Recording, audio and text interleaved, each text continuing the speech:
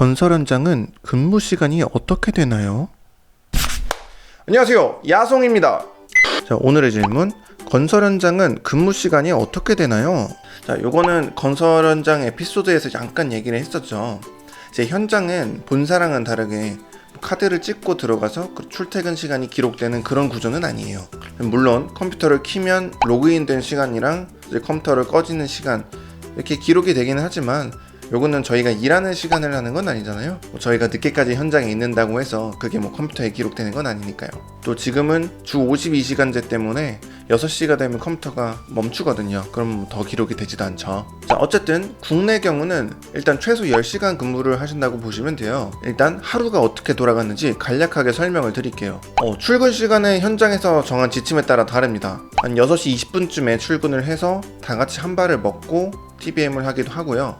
혹은 6시 50분까지 알아서 밥을 먹고 출근을 하기도 합니다. 어쨌든 시작은 7시부터예요. 그리고 아침 체조 겸 TBM 툴박스 미팅을 7시부터 해서 한 7시 20분 정도 한 20분간 진행을 합니다. 이 아침 체조는 아시죠? 국민 체조를 하고요. 툴박스 미팅은 그날의 주요 업무들, 서로 공정 간의 간섭 사항이 있는지, 길이 막히거나 그런 곳이 있는지를 미리 사전에 공지를 하는 거고요.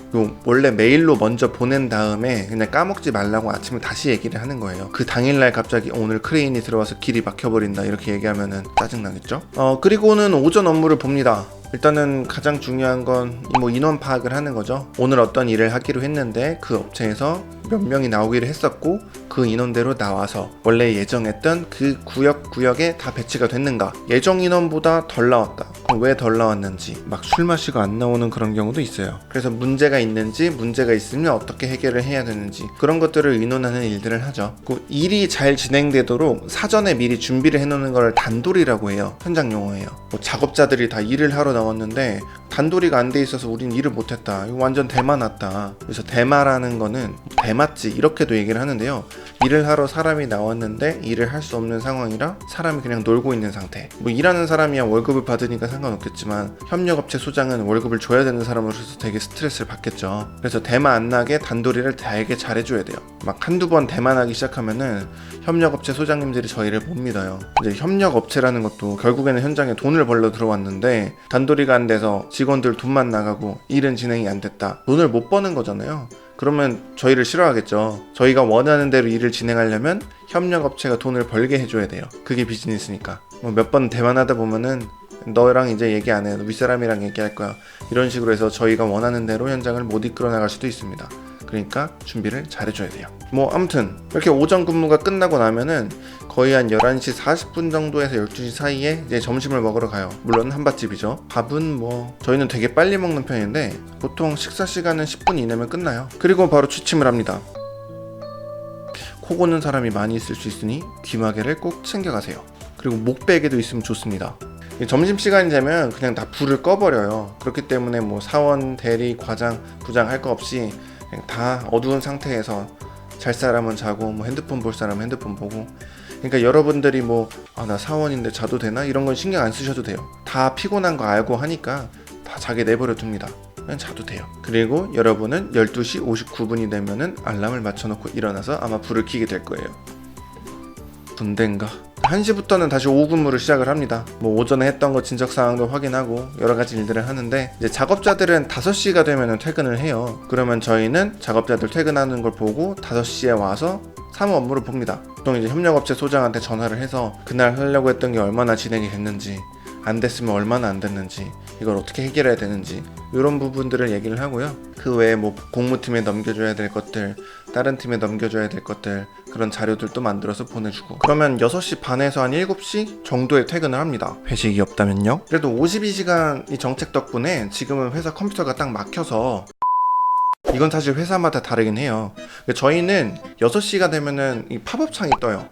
그래서 이 마우스를 이 팝업장 네모 버튼 안에서 벗어날 수가 없어요. 벗어나려면은 근무 연장 신청을 해야 됩니다. 근데 이 근무 연장 신청이라는 거는 그 52시간 내에 뒤에 있는 걸 앞으로 당겨오는 거기 때문에 결국엔 저희는 그냥 52시간 내에서만 일을 하게 되는 거죠. 근데 듣기로는 다른 회사는 개인의 양심에 맞춰서 52시간만 근무를 해라. 그리고 너희가 얼마나 했는지 입력을 해라. 이런 경우도 있고요. 뭐 그냥 수기로 써서 제출하는 그런 데도 있어요. 뭐 참고사항이지만 아직 건설업계는 이 52시간에 완벽하게 적응할 상태는 아닙니다. 일을 더 해야 되는데 해야만 하는 상황인데 막혀서 좀 답답한 경우도 있어요. 특히 이제 본사에 보고를 해야 되는 그런 공무팀의 경우, 본사에서 퇴근 전에 야 이거 내일 아침 본부장님 보고해야 되니까 내일 아침까지 해줘. 퇴근 전에? 그럼 어떻게 해요? 지금은 컴퓨터가 막혀버리니까 갖은 편법을 써가면서 일을 더 하려고 애를 쓰죠. 다시 그렇게 이제 PC 사용에 막히게 되면은 저희는 현장 정리를 하거나 아니면 서류 작업을 합니다. 뭐 밀렸던 서류를 철해 놓기도 하고요. 아직까지 종이를 철해 놓는 게 굉장히 많아요. 근데 이걸 왜 철한다고 하는 거지?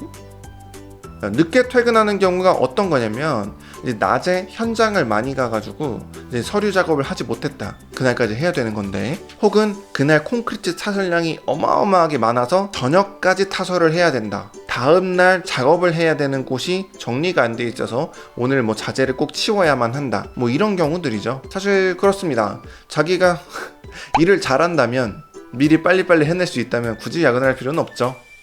하지만 쉽진 않습니다. 뭐 매번 현장마다 도면을 새로 숙지를 해야 되고요. 나는 아파트만 해봤는데 갑자기 이제 공장으로 배치를 돼서 플랜트를 해봐야 된다거나, 혹은 일반 상가, 뭐 백화점 같은 거를 짓는다든가, 그럼 또 그럴 때마다 새로 공부를 해야 되거든요. 또 익숙했던, 우리와 같이 일을 했던 사람들이 다 뿔뿔이 흩어지고 새로운 사람이 들어오고 팀이 막 바뀌고, 나는 원래 이 동을 맡았는데 갑자기 다른 동 맡게 되고, 업무를 익히는데 또 시간이 걸리겠죠. 그리고 가장 고질적인 부분, 공사 기간이 짧게 측정됐다. 항상 왜 그렇게 빡빡하게 일정을 잡는지 모르겠어요. 뭔가 베스트 케이스만 생각하고 공사 기간을 잡는 것 같아요. 수주를 할 때도 그렇게 우리 할 수 있어, 그러고서는 야 이거 데이터상으로 이거 가능한 거였는데 너희가 못한 거야, 야근을 하든 뭘 하든 알아서 기간 맞춰, 이렇게 소리 지르진 않습니다. 근데 뭐 저희는 일단 포괄임금제예요. 야근 수당이 이미 월급에 포함이 돼 있는 거죠. 그렇기 때문에 뭐 밤 늦게까지 새벽까지 일을 한다고 해서 추가로 수당이 발생하진 않습니다. 부끄러운 일이지만 저도 막판에 거의 한 달 동안 매일 12시에 퇴근을 한 적이 있어요. 낮이면 참 좋겠죠. 이 당시는 사실 뭐 시급으로 보면 그렇게 높진 않았던 것 같아요. 연봉이 가장 센 곳의 건설사다라고 예를 들어보면, 저번에 제가 조사했던 그 영상을 보셨겠지만, 그러면 한 현장 수당이다 뭐다 다 받아가지고 세후 400 정도 받는다고 봐요. 그러면 한 달에 30일을 일을 한다? 왜냐면 그때는 쉬는 날이 없었거든요. 그럼 당시처럼 7시에 출근을 해서 24시, 밤 12시에 퇴근을 한다? 그럼 점심시간 1시간 빼면 17시간 근무죠. 그러면 일당으로 치면은 13만 3천원, 그리고 시급으로 치면은 7,800원이 나오네요. 그렇게 낮지 않잖아 라고 하시는 분들도 계실 수 있겠지만은 17시간 사실 그때 진정한 술 맛을 알지 않았나 싶어요. 그냥 막 친구들끼리 마시는 그런 게 아니라 밤늦게까지 야근을 하고 너무 피곤해서 빨리 가서 자고 싶기는 한데, 이대로 잠들면 오늘 한 거라고 회사에서 일한 거랑 잠자는 것 뿐이니까 그게 너무 아까워서 한 모금만 딱 가서 죽일까 하고 편의점에 가서 냉장고를 열자마자 손에 다가오는 차가운 감촉을 느끼면서 계산을 하자마자 테이블에 앉아서, 그때는 저는 이제 동기랑 같이 있었는데 맥주 한 캔만 할까? 이러고 그냥 편의점에 앉아가지고 딱 따서 마셨는데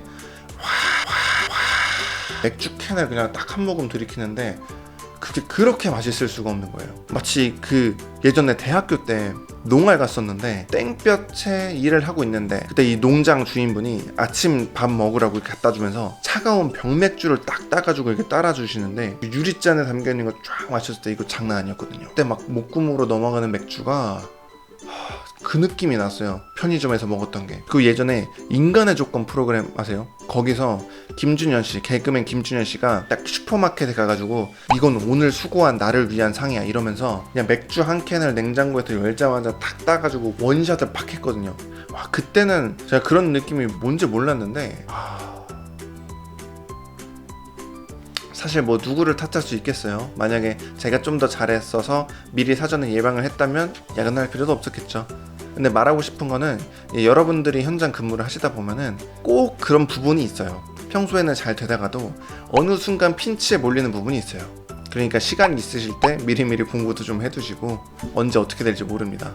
오늘은 좀 사족이 많았던 것 같긴 한데, 맥주가 맛있었다, 공부를 해야 된다. 어쨌든 오늘의 답변은 여기까지고요. 그럼 안녕.